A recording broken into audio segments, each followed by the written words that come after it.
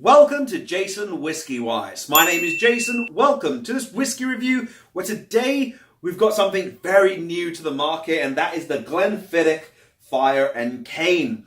Now this is something very new to the market. It's meant to be out next month here in the UK, and I kind of got a friend to bring it over from America, and I'm going to start by saying a thank you to Mike from Caster Drams, as he knew how much I really wanted to get my hands on this whiskey, and when I read about it being a rum cask Glenfiddich, but also being peated, it's something that I was like, this is something I really want to try. So it's part of the experimental series. And the experimental series is where Glenfiddich are trying to just play around with different styles of finishing, maturation, something really different. And the first one was the IPA, the second was the Project 20, and the third was the Winter Storm. And I've actually got those over here. If you have missed the playlist, I'll leave it linked in the top corner. Feel free to go and check out. I've done 2 of the 3. I haven't been able to get Winter Storm yet. However, this whiskey, when the master distiller or malt master Brian Kinsman, when he actually started, he was the first malt master to run a peated distillate through the stills at Glenfiddich. And come now, we've got the experimental series. He launched this one. It's where you've got peated Glenfiddich, and then you've just finished it off in these rum casks, these Latin rum casks, to give it a very unique character. So its maturation initially is ex-bourbon casks, and then finish for a period of time in these Latin rum casks. Now, the distillery itself is the Glenfiddich Distillery. They are owned by the parent company William Grant & Sons, and they are located in the Speyside region of Scotland.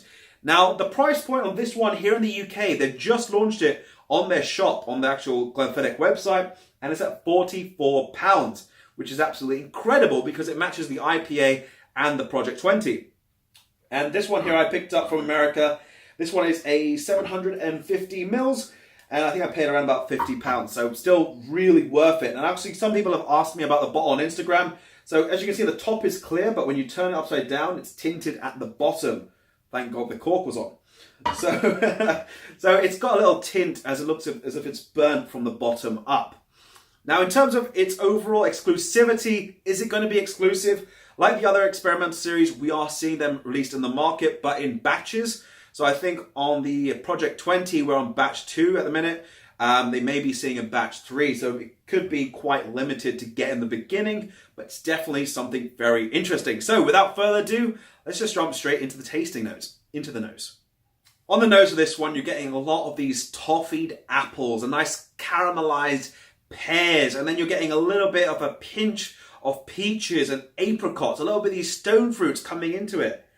There is an orangey character on this one, and the orange is more like an orange peel, as if you're making an old-fashioned, but you just bent the actual orange peel a little bit and you've charred it with the flame just to bring out a little bit more of these toasty, orangey characters. There is a little bit of honeyed cinnamon as well. And getting back to those toasted notes, there is a lovely vanilla character coming through, but it reminds me more of a creme brulee with a really nice glazed top, and as if you're just breaking into it, you can smell that aroma coming off the top. And on the end, you are getting these nice sort of tropical fruity characters. But instead of just saying a tropical fruit, this to me is like banana bread. And it's like banana bread, you've left it in the oven a bit too long, a little bit like you've just been doing something, you pulled it out, and some of the edges around the corners are slightly burnt, and you get that little bit of a smoky character of this banana bread. Really complementing that sort of tropical, fruity character, but at the same time, that little bit of smoke. This is really, really complex on the nose. Let's get into the palate next. Slanger. Let's get things started on the palate. Now, for what the palate has, arrival-wise, it's got a nice, light, medium texture. It's not heavy. And these flavors now allowed to sort of just explore all over your palate. It's kind of silky, actually, as those flavors sort of develop. It keeps going, and you're greeted with these spices, this sweet clove, a little bit of aniseed. And there is a little bit of a medium peat. It's not heavy, and I've been told it's a Highland peat, and you can definitely get that. And it's not very light, but it does have a certain character about it, which holds it in that sort of medium strength to that peaty character. In terms of what you're getting in terms of fruity styles, the Glenfiddich house style is coming through with those apples, but these are ripe red apples, a little bit of nectarines. There is even a slight salted note on this one, which I've actually never experienced with a Glenfiddich before, and that for me is salted butter. Now you work yourself into these citrusy notes, and the citrus has actually developed a slight bitter character. It's come out more like a pink grapefruit peel with a little bit of the actual grapefruit itself, the insides.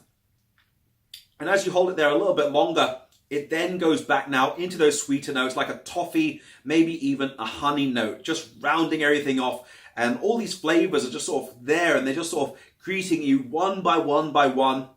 And this is a whiskey I've actually been sort of just going bit by bit by bit, and I've been sharing it with a few friends in London. And I'm probably going to be doing that in the upcoming week. So if any of you guys are in London, let me know. I'll be happy to share this whiskey along with you. That's about it. And I'm also going to be comparing it in my sort of finishing notes along with the Balvenie Peat Week. So if you have missed that video, I'll leave it linked over here. Go and check it out. So let's get into the finish and find out what we have in store for that. To conclude this whiskey, the Fire and Cane, I'll pop this down. Overall finish, the length of the finish is quite nice. It's got a nice, I'd say, medium-long finish, as it does hold itself there, and it keeps rolling around with all these different flavors. That salted character is now back in, and instead of salted butter, it's like a salted caramel, as you've got this sweetness sort of mixing together and almost like layers together of that salted and sweetness coming together on this one. There is a little bit of like a red berry character. To me, it reminds me of a goji berry, a little bit of sort of dried cranberries as it dries ever so slightly on the palate. And I want to say rum and raisin, but to me, it's not exactly a raisin. It's like a sultana, so maybe a rum and sultana ice cream. That's kind of very interesting, actually, how it sort of changes. And then you've got a little hint of this banana peel character, but a ripe banana peel. Like actually a bit overripe banana peel, adding that little extra dimension of tropical fruitiness. And overall, that is actually about it on this whiskey. It's got a really interesting flavor profile, and it's got actually, a slight ashy character. I was just trying to find it there on the back. That smoky character, that peaty character, it's sort of settled down now. It's like as if you just put out a fire and you can smell that ashiness. That sort of character is holding itself there on the finish.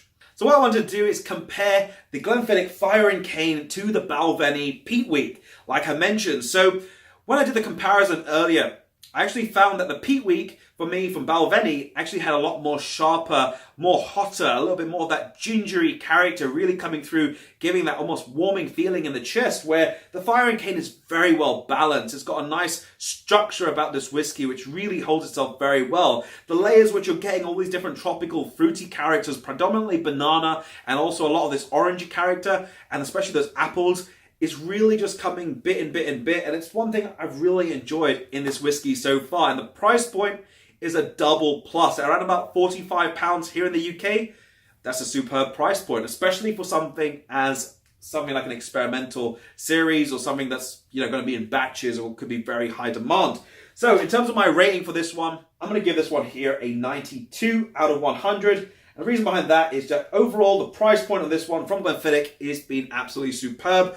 The balance, the structure for the Fire and Cane, the way the sort of combination of the actual peaty style of this whiskey, and then how it combines together with the Glenfiddich house style, as well as this Latin Rum Cask, adding that sweeter dimension. I feel it's just done an absolute great job, and they sort of almost stitched together as they all work in harmony, and it just makes it just such a great whiskey. I want to go back for another glass. But in terms of does it need water and how does it fare out with time on this whiskey, with water it's something I think it doesn't really need, because this one has no sort of, it's already like a light medium texture on the palate. Adding water I think will collapse it.